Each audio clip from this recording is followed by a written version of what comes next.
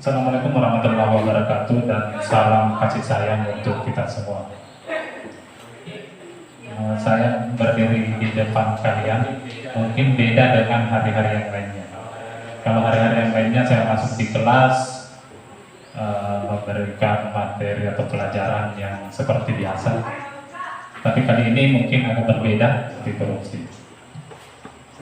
Kemudian mungkin kalau untuk memperkenalkan diri nggak perlu ya.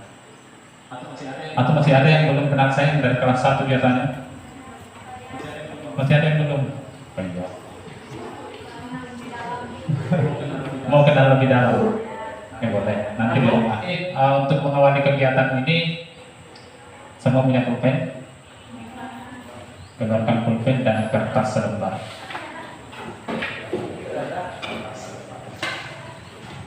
Saya tidak siapkan pulpen sama kertas karena kalian, saya tahu kalian ini pasti punya, karena masih ada yang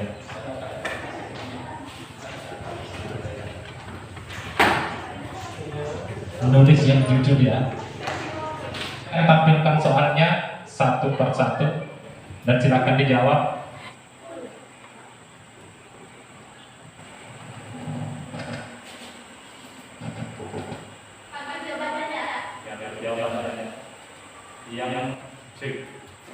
Halo. Yang manakah yang termasuk sebagai pokok tindak pidana korupsi? A. Pemerasan.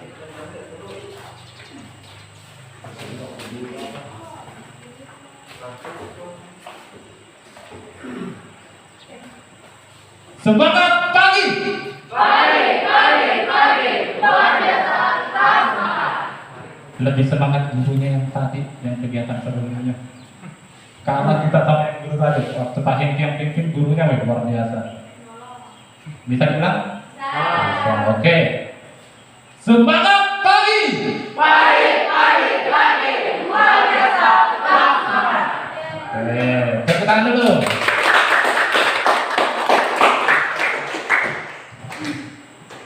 Tepuk good job.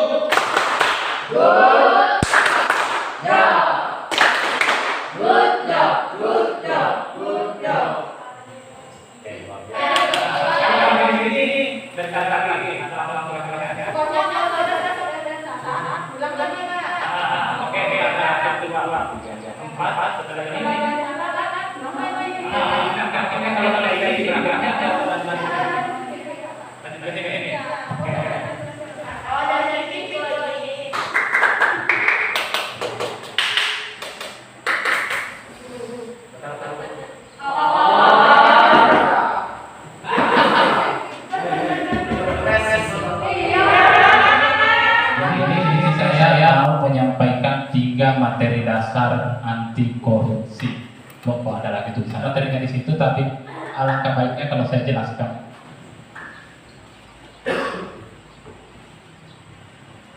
Yang pertama tentang pengertian korupsi. Nah, kalau disuruh menjawab pasti ada juga jawabannya kan, tinggal baca gitu di situ. Kalau pengertian korupsi yang ada di materi situ lumayan banyak. Bisa dilihat dari pengertian dari segi bahasa, bisa dilihat dari pengertian menurut kamus, bisa pengertian menurut undang-undang, bisa pengertian menurut para ahli. Berarti kalau kalian mendengarkan orang, menurut KBBI, korupsi adalah penyelewengan atau penggelapan uang negara atau perusahaan dan sebagainya untuk kepentingan pribadi atau golongan. Penyelewengan uang negara atau perusahaan, seperti itu kalau menurut kamus. Tadi kayaknya kurang lengkap ya, kurang kita bisa pahami yang mana yang dimaksud korupsi. Oke, kemudian kita lihat dari definisi menurut Undang-Undang Nomor 20 Tahun 2001. Korupsi didefinisikan setiap orang yang dengan sengaja melawan hukum untuk melakukan perbuatan dengan tujuan memperkaya diri sendiri atau orang lain, suatu korporasi yang mengakibatkan kerugian keuangan negara atau perekonomian negara. Paham sampai di sini? Ada yang mau ditanyakan? Merugikan keuangan negara. Kalau tadi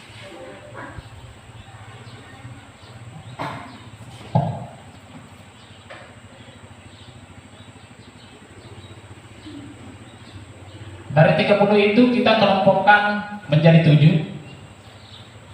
Setelah dilihat, diperhatikan itu dari 30 itu, kalau 30 itu ada di halaman terakhir, kalau mau lihat itu ada 30 jenis korupsi. Kita kelompokkan menjadi 7 yang ada di kertas lembaran warna kuning itu. Yang pertama yaitu merugikan keuangan negara. Merugikan keuangan negara itu biasanya kita lihat di berita-berita, ditangkap oleh KPK gara-gara penggelapan dan ini korupsi dana bank senturi ke apakah semuanya, yang jelas merugikan keuangan negara itu dikatakan korupsi. Namun ternyata di dalam pasal yang tentang merugikan keuangan negara hanya ada 2 pasal, yaitu pasal 2 dan pasal 3. Sisanya bukan membahas masalah uang negara. Tapi yang kedua kita bisa lihat yaitu ada suap menyuap, seperti tadi yang dikatakan Catherine, suap menyuap. Sudah tahu apa itu suap menyuap? Dan bagaimana? Tadi ada soalnya kan? Adakah suap menyuap tadi di situ? Ada. Suap menyuap itu jika ada salah seorang memberikan sejumlah uang kepada pegawai negeri, kepada pejabat negara untuk meminta sesuatu. Jadi kepada pegawai negeri. Pegawai negeri itu adalah seperti saya, pegawai negeri. Ataukah mungkin orang-orang yang bekerja di pemerintahan meskipun bukan PNS, tapi dia menerima gaji dari pemerintah, itu namanya pegawai negeri. Jadi kalau kalian memberikan sesuatu dengan mengharapkan diluluskan atau dikasih nilai, itu korupsi atau bukan?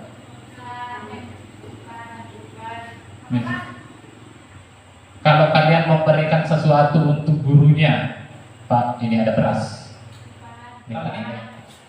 Penggelapan dalam jabatan. Yang mana contohnya? Yang mana?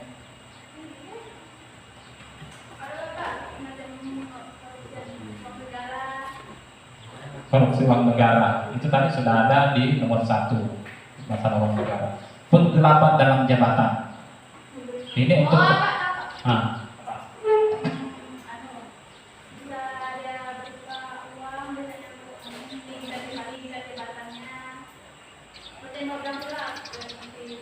penggelapan dalam jabatan ini biasanya melakukan adalah orang-orang yang punya jabatan spesial, yang punya hak di dalamnya.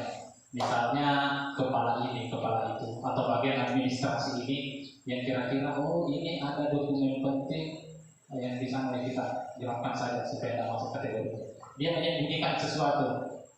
Misalnya ada gedung yang itu punya pemerintah tertentu, dia langsung coret berkataannya, dokumennya, bahwa gedung itu bukan lagi gedung milik ini, karena dia hancurkan dokumennya.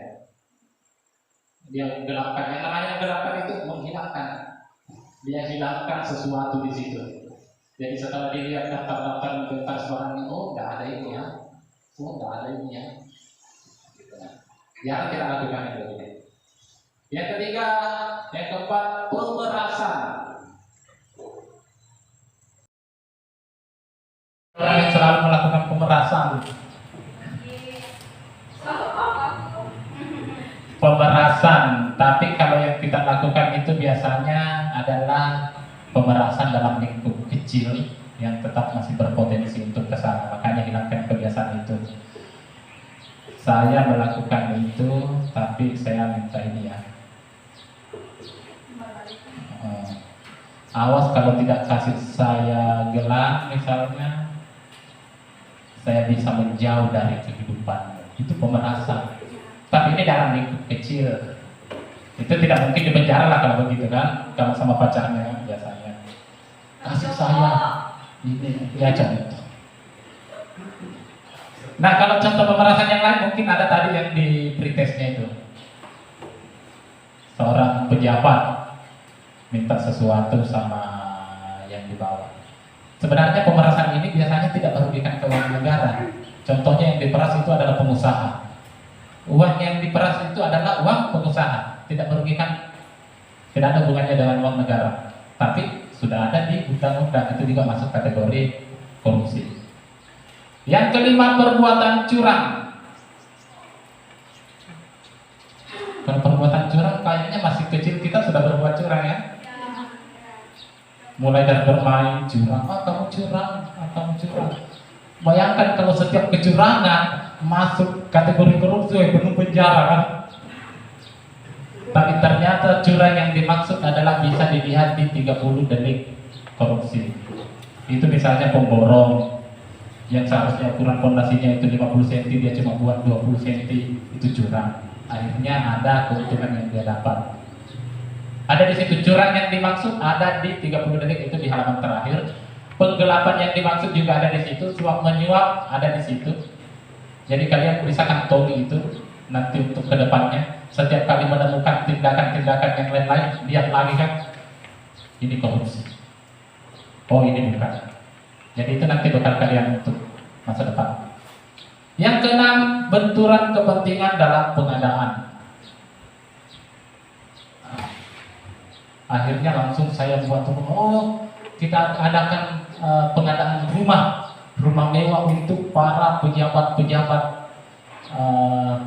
daerah. Akhirnya punya rumah, kan?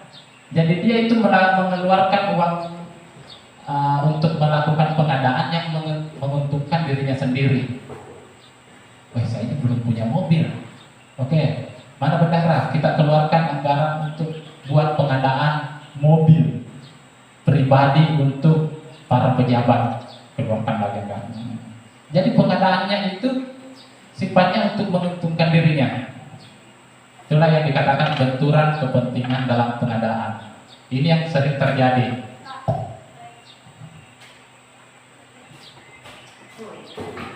Apa tadi setelah benturan kepentingan dalam pengadaan?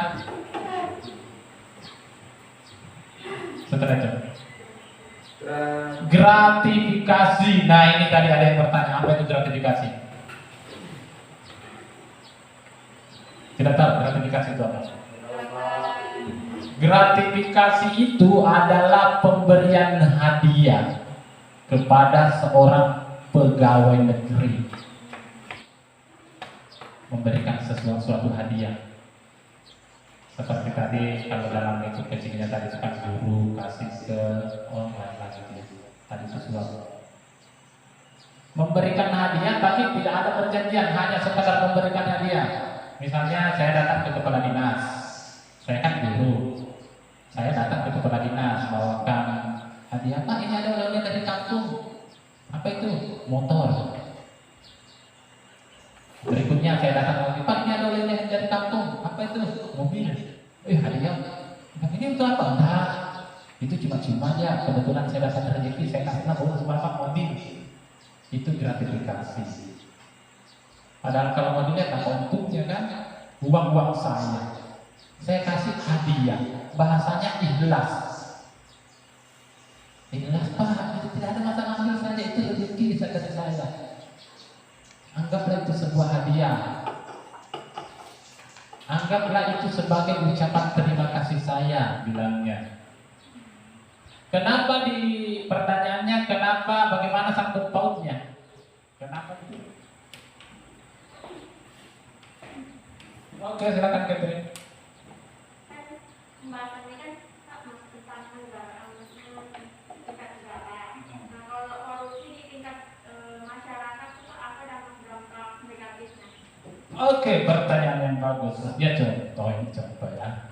Seharusnya misalnya lapangan ini sudah bersih, ya kan? Sudah dibuat lomba-lomba yang akhirnya seandainya itu terjadi, anak akan kelihatan bakatnya. Kelihatan bakatnya, mereka akan ditingkatkan menjadi orang yang berprestasi. Akhirnya sampai di tingkat kabupaten, sampai jadi pemain nasional. Yang awalnya cuma gara-gara korupsi sedikit, uang kebersihan saja yang dikorupsi, akhirnya lapangan tidak bersih. Bahkan anak-anak tidak kelihatan. akhirnya mereka pergi main poli. Yang sebenarnya bukan bakatnya, itu kerugian. Sudah membatalkan karir satu anak.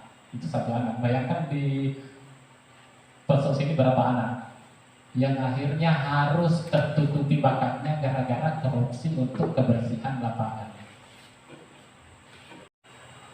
Kita lanjut ke materi berikutnya, materi terakhir. Itu ada integritas dan nilai-nilai anti korupsi.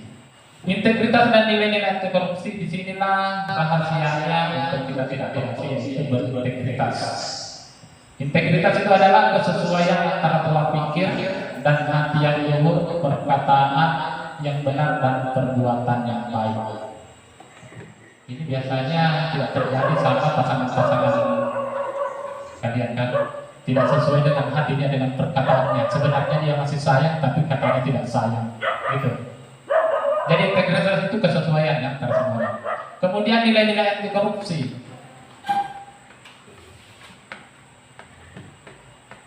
Jadi kalau supaya kita terhindar dari korupsi, ini dia nilainya. Terbagi menjadi 3, yaitu aspek inti, aspek sikap, dan aspek etos kerja. Aspek inti itu ada jujur, disiplin, tanggung jawab.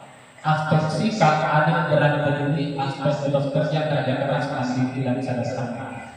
Jadi kalau ada orang yang sudah berintegritas, dia akan memiliki nilai-nilai anti korupsi ini, dan tidak mungkin dia korupsi.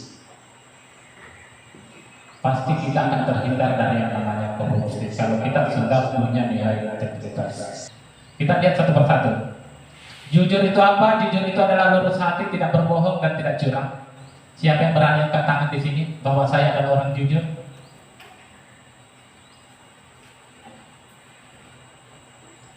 Tidak percaya. Ada yang orang jujur di sini? Tidak ada. Oke, kita sudah lolos, kita sudah batal. Dialah kamu orang jujur. Tepuk tangan dulu.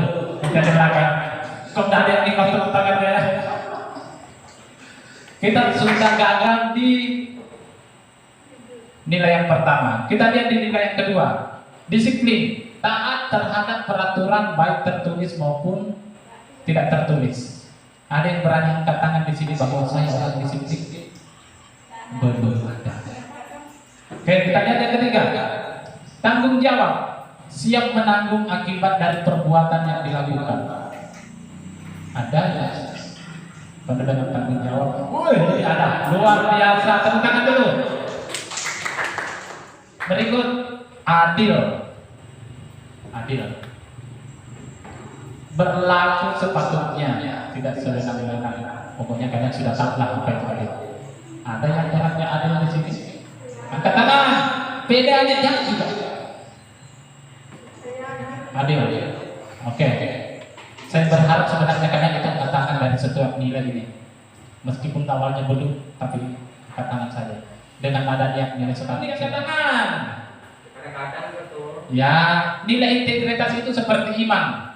Nilai-nilai yang ada di sini itu seperti iman, kadang naik, kadang turun. Ya. Jadi tidak ada orang yang mentok di atas terus.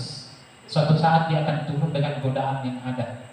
Tapi sebagai orang yang memiliki integritas, dia akan cepat sadar bahwa saya ini mulai turun, harus naik kembali. Jadi tidak ada orang yang 100% ini. Kemudian kerja keras, gigih dan fokus dalam melaksanakan sesuatu, tidak asal-asalan. Semua bekerja keras? Ya. Oke, ya. Saya percaya itu. Mandiri, tidak bergantung pada orang lain. Coba angkat tangan, banyak yang mandiri di sini. Ada yang dimandi sama orang tuanya? Angkat tangan dulu yang mandiri supaya dilihat di kamera. Yang mandiri. Oke. Sederhana. Yang sederhana saya percaya tuh. Dia itu memang sederhana orangnya. Sampai cita-citanya pun saya tidak usah menjadi orang kaya, Pak. Cukup saya jadi orang sederhana. Itu sudah membuktikan bahwa dia memang jiwanya sederhana. Terima kasih.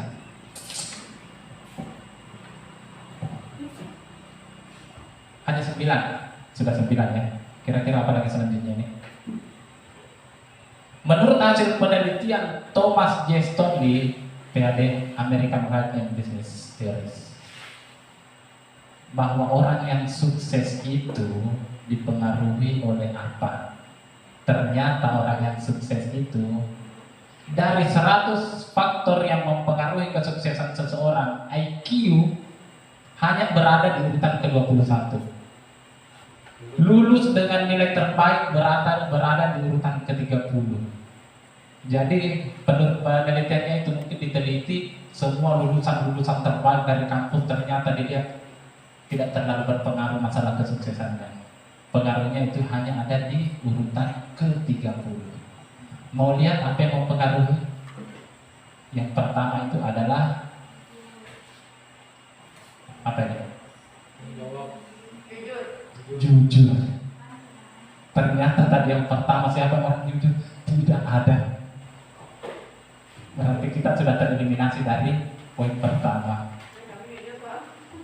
Ternyata yang menentukan, yang terlalu berpengaruh itu masalah kesuksesan kita itu adalah kejujuran. Itulah yang berpengaruh, berada di posisi pertama dalam penelitian tadi. Kedua, disiplin. Disiplin tadi pun tidak ada yang angkat tangan. Jadi di dua nilai tertinggi ini kita sudah tidak ada di sana. Good interpersonal skill, dukungan dari pasangan hidup. Jadi nanti kalau mau cari pasangan hidup, cari yang bisa mendukung ya, supaya kalian bisa. Lumayan ini ada di poin keempat. Jangan mengandalkan yang poin ke-30 tadi lah, lulusan terbaik. Meskipun kamu lulusan terbaik di sini, tapi kalau pasangan hidupmu tidak mendukung, susah. Cari pasangan hidup yang bisa mendukung.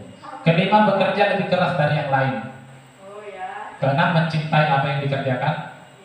7, kepemimpinan yang baik dan kuat. Semangat dan kepribadian yang kompetitif. Pengelolaan kehidupan yang baik dan kemampuan menjual gagasan dan produk. Ini harus kalian tahu. Jadi kalian bisa mengatakan, kalau mau saya jadi orang sukses, paling tidak saya harus memiliki 10 ini. Lumayan kan 10 besar. Kalau kita sudah termasuk disiplin, punya skill, punya dukungan pasangan hidup, masa kalian tidak sukses? Ada yang mau jadi orang jujur? Serius. Ada yang merasa bisa jadi orang jujur? Bisa. Coba angkat tangan yang kira-kira bisa.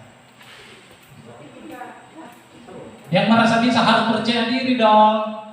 Yang merasa bisa jadi orang jujur, angkat tangan. Angkat tangan. Kenapa sulit?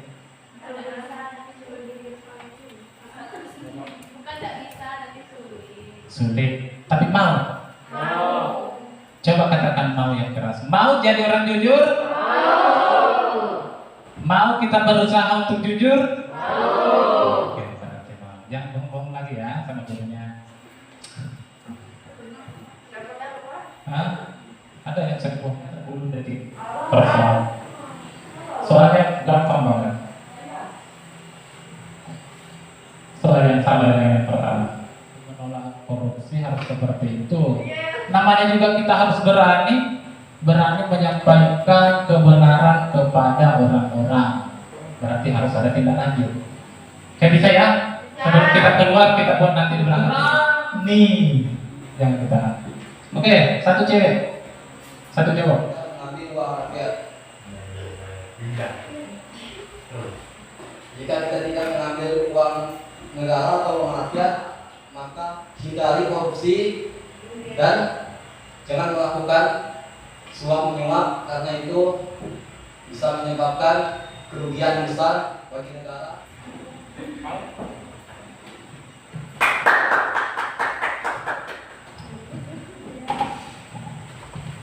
Kesadaran selama menulis sosialisasi ini dengan penjelasan dari Pak Rais sangat membuat pemahaman baru bagi saya yang mengikuti sosialisasi tentang korupsi, bagaimana untuk tidak mengikuti tindakan negatif seperti korupsi di tingkat negara maupun tingkat bawah.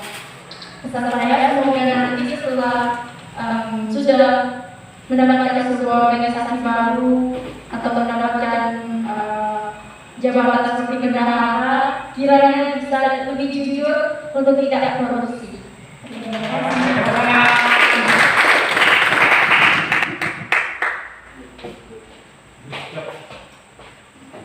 Dari sini